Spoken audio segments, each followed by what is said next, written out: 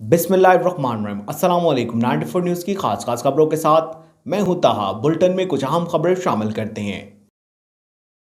एक अफसोसनाक खबर से आप लोगों को अपडेट करते चलते हैं। मंडी बहाउद्दीन में इंतहाई अफसोसनाक वाक़ा पेश आया।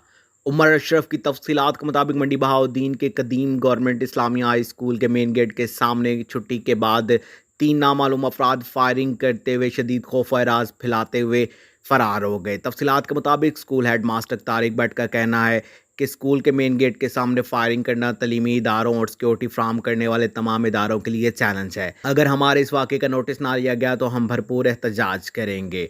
वाक़े के बाद school head master Tariq Bhatt साहब ने फौरी तौर पर तमाम क्लासेस का विजिट किया और इन्हें वार्निंग जारी करते हुए कहा कि स्कूल के अमन को ख़राब करने वालों को फौरी तौर पर स्कूल से निकाला जाएगा और इनके खिलाफ कानूनी कार्रवाई भी की जाएगी और सजा में कोई कमी नहीं की जाएगी। स्कूल प्रिंसिपल तारिक भट्ट का कहना है कि सिक्योरिटी इदारे स्कूलों को सिक्योरिटी फ्राहम करें।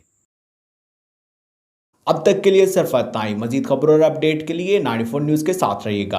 आप हमारी खबरें यूट्यूब और फेसबुक पर भी देख सकते हैं। अपना ख्याल रखिएगा। अल्लाह हाफ़िज़।